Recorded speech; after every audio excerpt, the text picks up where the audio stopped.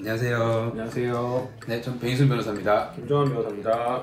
며칠 전에 어떤 60대 할머니가 대통령 비판하는 내용이 담긴 문서를 막 전단지를 나눠주고 있었단 말이에요. 그래서 그걸 경찰이 와가지고 막 수갑을 채우고 체포를 하고 이런 일이 있었는데, 그럼 경찰의 행동이 합법인지 아니면 불법인 위법한 건지 그거에 대해서 한번 얘기를 해볼까 합니다. 네, 통상적으로 체포하는 경우에는 어떤 경우들이 있죠?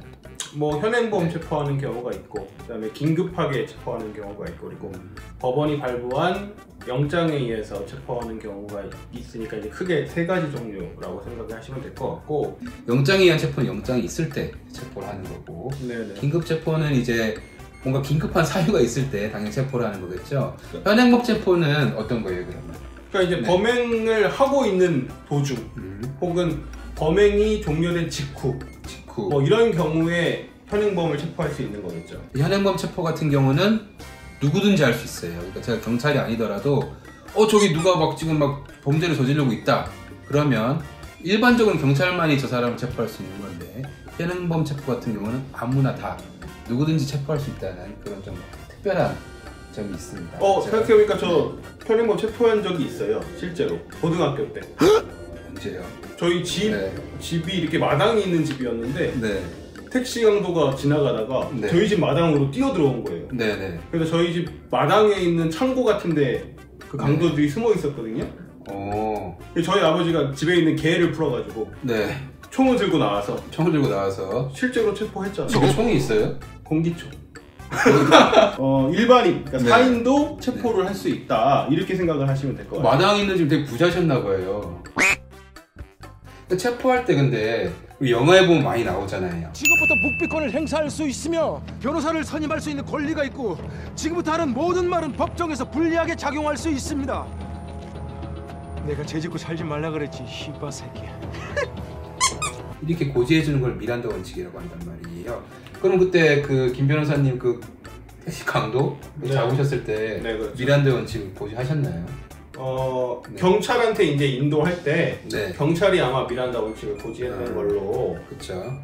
기억은 안 나지만 아마 그랬을 것이라고 생각이 됩니다. 맞습니다. 누구든지 체포는 할 수 있지만 그 체포하는 사람이 경찰이 아니라면 일반 사람들이 체포할 때는 미란다 원칙을 고지할 필요는 없고, 그 체포된 사람이 시끄럽게 떠들고 전단지 나눠주는 게 죄가 되나요? 죄가 된다면 현행범 체포를 할 수 있을 텐데. 그러니까 이렇게 경미한 죄 같은 경우도 경범죄 처벌법에 의해서 당연히 처벌할 수 있는 그런 죄가 될 것 같고, 제가 경범죄 처벌법을 정리하면서 봤더니 우리 배 변호사님은 처벌받을 게 많더라고요. 본인 좋아하시는 빈집에 들어가는 거, 흉가 체험, 구걸행위, 저한테 가끔 뭐 사달라고 하시고, 상대방의 명시적 의사에 반해서 교제를 요구하는 스토킹. 그쵸. 거기까지는 제가 도저히 웃기려고 아니, 제가 볼 때 몇 가지 노상방뇨 피어 포함해서 몇 가지 제가 볼 때 문제되는 행위를 하시는 것 같고, 이 사건 같은 경우에도 이제 소란행위가 경범죄 처벌법에 의해서 처벌받을 수 있기 때문에 10만 원 이하의 벌금 또는 구류 또는 과료에 처할 수 있는 죄이기 때문에 일단 처벌은 받는 죄인 건 맞는 것 같습니다. 그러면 경찰이 가서 당신 소란하고 이러니까 현행범 체포해도 한다, 이게 문제될 게 없어 보이는데.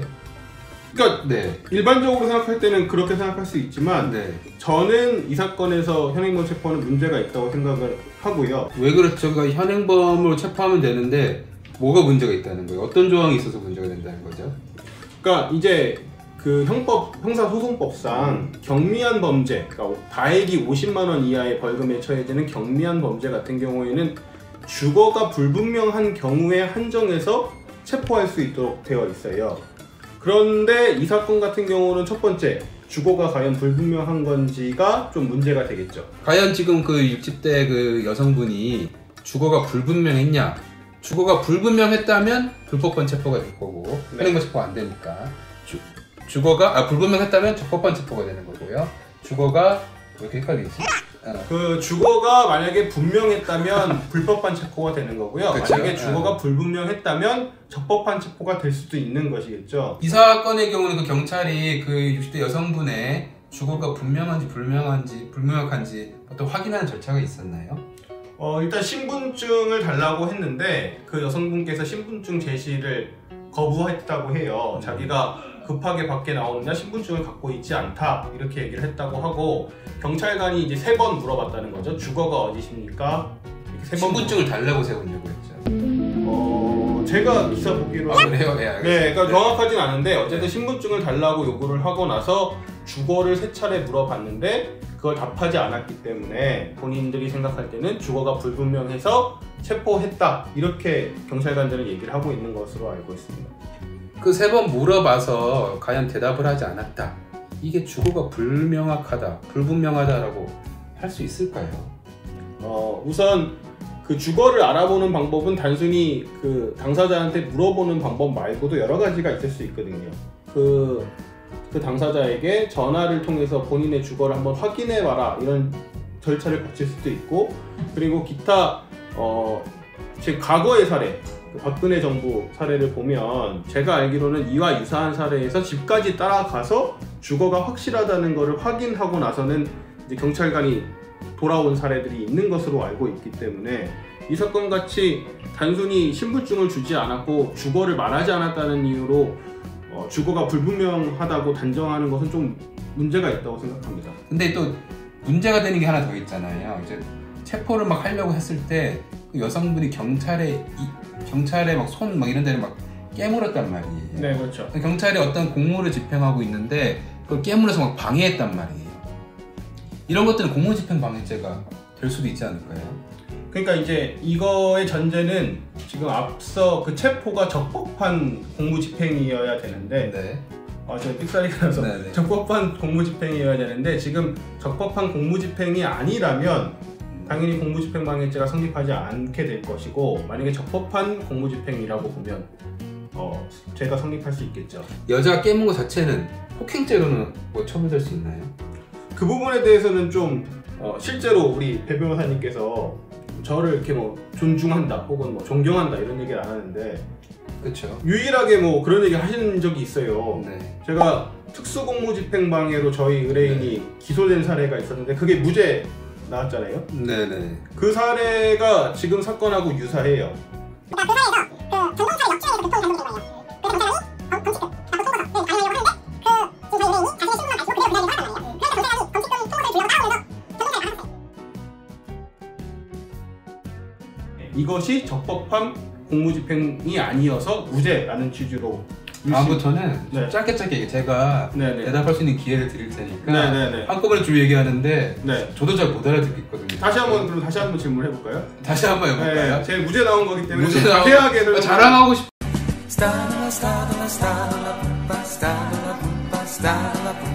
미국 같은 경우는 뭐 현행범이고 뭐를 떠나서 굉장히 과격하게 이 어떤 일반 시민들을 과격하게 우리보다 훨씬 과격하게 대한 경우가 많단 말이에요.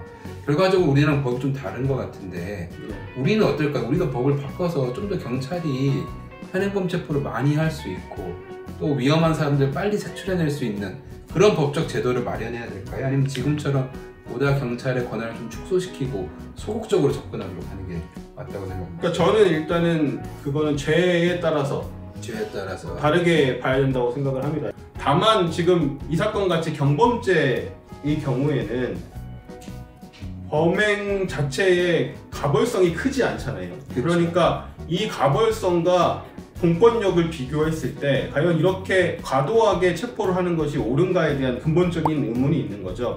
경범죄 처벌법에 따르면 어쨌든 이 법을 적용할 때는 국민의 권리가 부당하게 침해되지 않도록 세심한 주의를 기울이라고 최초의 2조에 그렇게 규정이 되어 있거든요. 그러니까 아까 뭐 지금 주거가 분명하냐 불분명하냐를 떠나서도 이 사건 원래는 죄를 졌어도 범칙금을 납부하는 걸 우선으로 하고 그거를 거부하면 뭐 직결 심판을 하도록 되어 있고 이런 절차가 있는데 그런 거를 무시하고 현행범이니까 체포한다 이렇게 하는 건 좀 문제가 있다고 생각을 하는 것입니다. 경범죄 처벌, 경범죄 뭐 어떤 게 있어요? 흉가 체험, 네. 구걸행위, 스토킹, 노상방뇨, 그다음에 흉기를 그냥 들고 다니는 거. 그걸 저한테 예를 들어서 말했던 거군요. 제가 다 한다고. 네, 그러니까 아까 왜 얘기했지만 그러셨어요? 경범죄 같은 경우에는 형법상 처벌하게 되어 있음에도 불구하고 특례 조항이 있어서 일단은 범칙금을 납부하고 말게 되어 있거든요. 그런 것까지 종합해서 고려하면 저는 이 사건 체포가 일단 위법한 것이라고 생각을 합니다. 네. 사실 법에 의해서도 경찰이 현행범 체포를 할 수 없는 곳들도 있어요. 대표적인 예가 국회거든요. 네네. 국회 같은 경우에는 현행범을 체포하더라도 국회의장의 동의를 받아야 됩니다. 국회의원이 참 좋은 직업인 것 같아요. 그래서 꼭 우리 김 변호사님의 평소 꿈과 같이 꼭 국회의원이 되었으면 아니, 전혀 그런 생각이 없어서. 바람이 네, 네. 있습니다. 네. 오늘 뭐 더 말씀하실 거 있나요? 네. 그 법이라는 것도 결국에는 국민의 인권을 보장하기 위해서 기본적으로 만들어진 것이기 때문에 그런 취지까지 고려할 때 공권력의 행사는 엄격한 요건에 의해서 제한적으로 행사되어야 된다라고 마무리 멘트를 하면서 녹화를 마무리하면서 저 한 말 더 할게요. 네, 네, 할 말 다 하신 건 좋은데 네, 다음에 오실 때는 꼭 핸드폰을 네. 편집 무음으로 꼭 좀. 이렇게 경미한 죄 같은 주거가 불분명했냐 제 핸드폰 아닌 것 같은데. 부탁드리게 한번 끝나고 확인해 봅시다. 네, 알겠습니다. 네, 감사합니다. 감사합니다. 이거 내 거 아니야.